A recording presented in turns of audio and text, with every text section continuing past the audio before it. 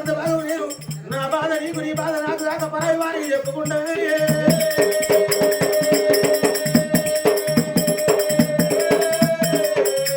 మనసు మాట పెడసల్లని ఇద్దరు కొడుకులు బలవతి రాదు సూర్యవతి రాదు కోడలు కూరవతి శావంతి